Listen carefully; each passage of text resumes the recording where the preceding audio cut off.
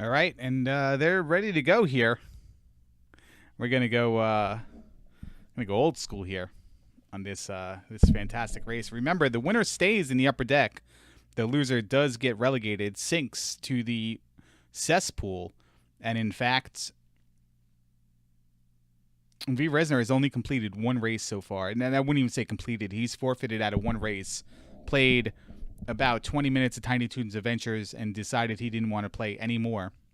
Didn't play his other two races, but he is going to complete the tournament, including probably losing this race. Buzz Thunder has a decent time relative to other people in the tournament, but finds himself in the cesspool in any result.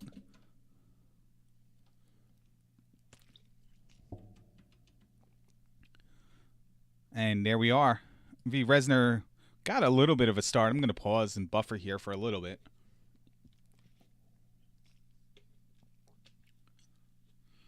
And Buzz Thunder has decided to join the fray. And see if I can get them sync according to their timer. Remember, that is not the official marker. The SRL timer is the official marker.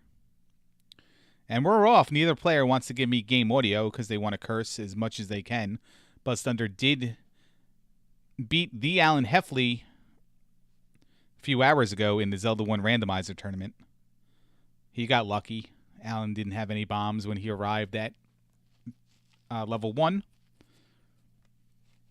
And Rez takes a shockingly early lead as Buzz dies. So Rez is in the lead right now. And this could upset the tables if Rez can pull this win out. Is there anybody in chat now as Rez dies and lets everybody down? Is there anybody who is rooting for Buzz Thunder here? And be honest. And I will be corrected. The Alan Heffley is from the University of Kentucky.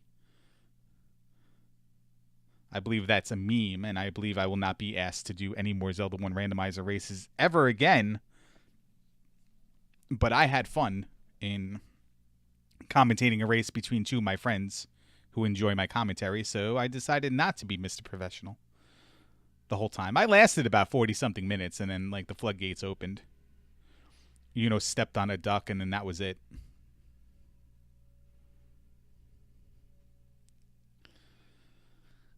But Rez is showing Armageddon Time the proper way to dodge Elmira. In fact, he even does a safety jump there.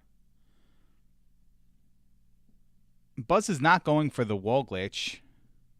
Very few people have. Link's Sevens pulled it off, and Nierm pulled it off last race. I do not know if any of the other idiots in the tournament have tried it. There's been a lot of these races that have happened in times where I haven't been home, and I haven't been able to watch him yet on the VOD for the archive.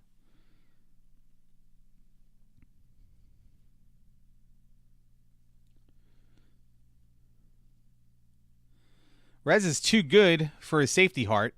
Uses it to bounce up and over, and then bounce right and jump right into the side of that mouse. Buzz takes care of the professor.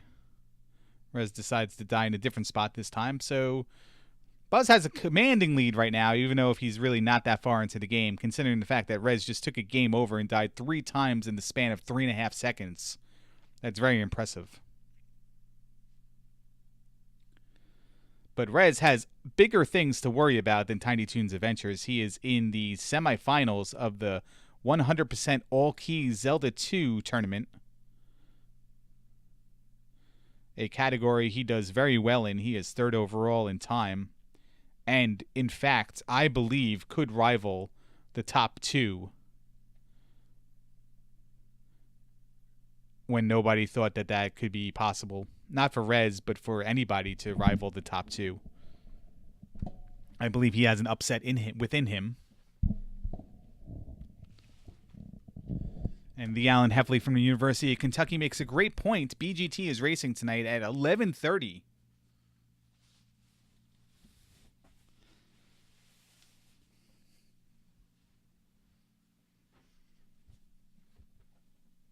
I just took off my sweater, and all I smell is Icy Hot. So I bought Icy Hot a couple weeks ago. The roll-on, not the tub, and that's my fault. I tried something new. I'm definitely a fan of Flexol Icy Hot, where you can just kind of get a gob of it in your hand and just apply it on the as much as you want on the affected area. Well, I bought the Icy Hot, and unlike Flexol, like I don't feel it working. I don't feel it burning. I don't feel it destroying my skin. So I just keep rolling it on, and it just doesn't do anything. Like, I don't care. Like, I don't want odorless, painless, pain relief cream. I need to know that crap is working. I need to smell it. I need to, I need to have it linger on my hands even if after you wash it, so then when I scratch my balls or rub my eyes, it's affecting my life, But this, I just apply it and like nothing happens. I don't even smell it. And then I just took I guess it just, it's odor over time. Yeah, like it really it needs to clean your pores at the same time. Absolutely, and that's why I like Flexol. My first introduction to Flexol or this product, well, I mean, when my brother was younger, he had a tub of it, and I somehow got it on the door handle. I don't know what I was doing. I was like 11. I probably still colored on the freaking wallpaper at 11. But in college, we were upstate in New York, bowling tournament, and my buddy had it, and he put it, before the match, the night before, he would rub it on his, bowling arm, elbow, bowling arm, shoulder, and I tried it, and goddamn, we won we swept the tournament medals. We won team first place overall. Me and him were partners. We won doubles first place. He got first singles, first overall. I got second singles, second overall in the tournament. And goddamn, this stuff works. So I was a Flexol person thereafter. And yeah, I do have a friend who I actually have accidentally scratched myself hours after applying it. It wasn't even on my mind. And yeah, for sure. Got a little on there somehow, because I do wash my hands after I use it. And yeah, I mean, it's a good topic because watching this match is basically applying Flexol directly to your balls. Balls on, apply directly to your balls.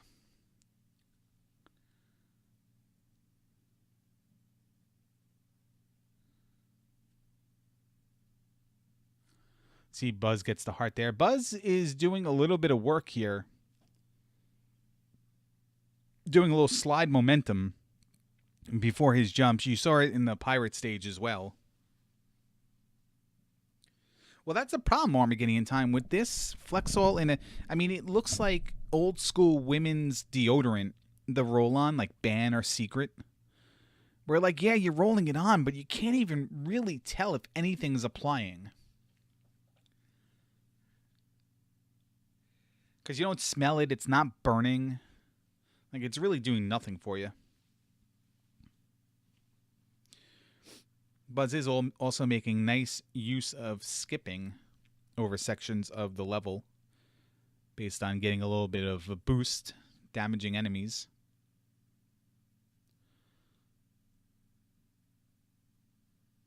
Oh yeah, the old stuff, man. You couldn't put it. You put it on, you affected the whole house. The whole house hated you. It basically had a eating tuna fish or egg salad in a plane effect on everybody.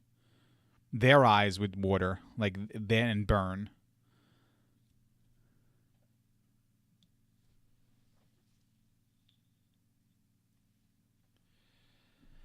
But Buzz is trucking along here. Rez is on back to Elmira, 1-2. He can't get out of World 1, it seems. This is, in fact, Rez's second time playing this game, so you can't really blame him.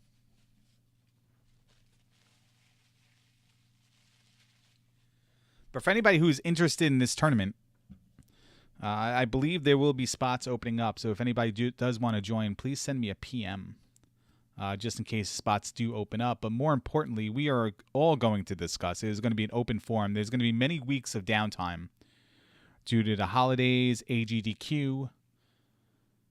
In January, there's going to be several weeks of downtime where I'm going to openly assess the situation, because this tournament had more forfeits, more races not run, more forfeits, more quitting, before the race was over than any other tournament, and really like tenfold.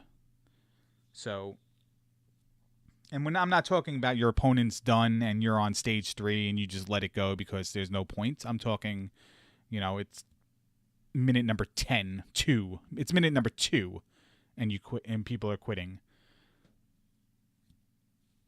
And I'm not one to talk because I definitely did not race one of my races based on schedule and just lack of interest of putting this in that schedule at that time, on that particular day.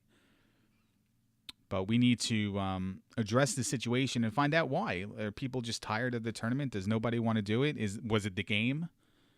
Because there was a voting process. There were 3 games on the table, and the majority of people did pick this game. And a majority of that majority did complain about the game. So how do we go about mixing it up, changing it up for the better, so people don't, one, have to practice 15, or let's be realistic, they don't have to practice 2+ hours a night to compete, or at least complete the game, and 2, the majority of the people will start enjoying the game as well. So that will be an open discussion, and it's hard to say because it seems like if we gave people more time, because this is the most time we've had to play a season thus far, and it's the least amount that people have practiced so far. So is it people are being lazy because they have more time? Or is it people were just non-compliant because they just didn't want to play the game and didn't care if they won or not? So besides the new people, besides those who have pride in winning still, besides those who have fun and do consistently run different games regularly, we need to find that balance so that everybody can have some fun and not everyone's miserable and people want to actually race and can complete their races, or at least forfeit when, the race is over. Branching out from platformers is a valid concern. I would like to do that as well. I'm not skilled enough at platformers to kind of do all the close to pixel perfect jumps and all the like. If you have suggestions of genre, that would be fun. I wouldn't rule, puzzle games.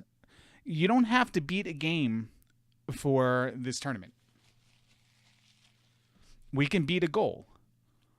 But for the sake of production, I would like the game to take at least 15 minutes on the average.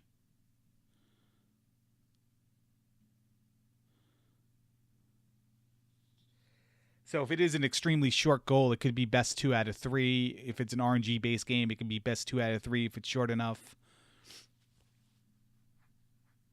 But Danny, that's also every other tournament as well.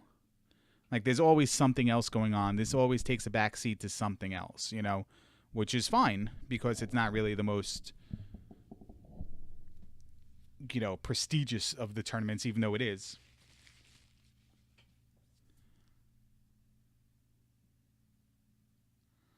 But I just feel like nobody wanted to play this game because of watching other people play it and complain about it. So I think a lot of the problem was this game. But it's not to be said that platformers aren't... We shouldn't move away from platformers for one season. But again, you have to win. You have to be put in a position to nominate a game. And that's the reward of doing well. So I don't feel like I can take that away from somebody and say, okay, well, you're in a position to nominate a game. No platformers, though. Well, I mean, why not? They won. If they want to recommend, Kid Nicky, Little Nemo, why should I be the one to tell them no just because I had a bad time with this game and I had a bad time with Yume and I don't like platformers overall? You know what I mean? It's hard because we got to do something that's majorly best for the tournament. But I do think the game should have certain functions, like one unlimited continues. So that's going to rule out Super C. Unless we want to play Konami code, I guess. But even then, you can take 30 deaths as well. Two, it's got to be a game I think that can be easily completed within a half an hour once you know the game, and not something where you have to spend an upwards of 10 hours just to beat it for the first time. And how do we really know that? Because most people vote based on watching the world record video. And of course, when you watch the world record video, the guy actually, the male or female who's running the game actually crushes it. So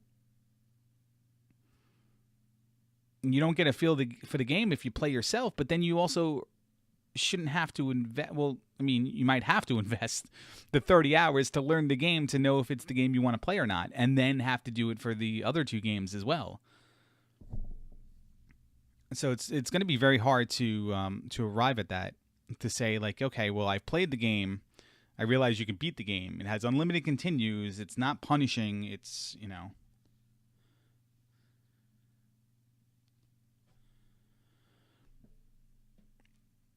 Yeah, I didn't vote for Anthrax because Anastananax because I watched it in the Big 20, and like it was the most uninteresting game in that Big 20. But it didn't mean like, you know, if I did fire it up and play it, maybe I would have enjoyed it. And I played about a little bit of this prior to my vote, and in the first round, first area, I'm like, all right, this is cool. And then when I played Splatterhouse, I'm like, I have no idea what's going on. So this got my vote over the other two. So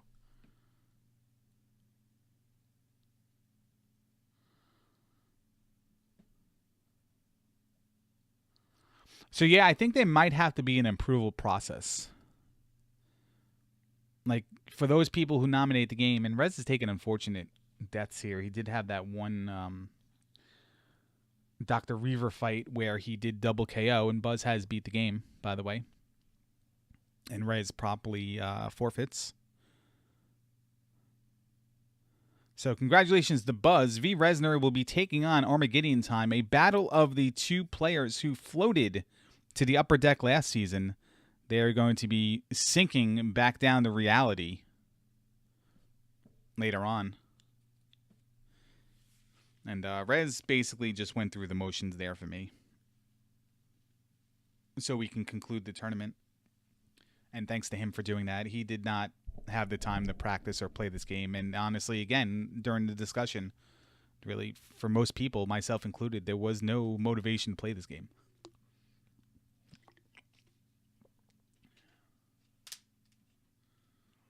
But Tau, the game is basically, it's a standard platformer that has a one-hit KO mechanic, but you can get like a little bit of a shield. So two hits and can kill you at the most. One hit normally. And it is a game that has a close view, a very... You don't see a lot of the environment around you. So it becomes memorization. Like you make a jump and an owl flies off screen and hits you that you have no chance to avoid. So it's unforgiving, but now you got to remember the owl's there. You got to get back to that part, remember where everything else is, and get to the owl, and then remember to hit the owl, and then see what happens a little bit there. So in the 6 stages, you had to play this game a huge number of times just to complete it. And of those that practice, you can see the result. And then you can see those who did not practice, the result of those players as well. Buzz being the only player, I think, who did put a lot of time in practicing, being in the loser's bracket. But again, he stays in the upper deck, so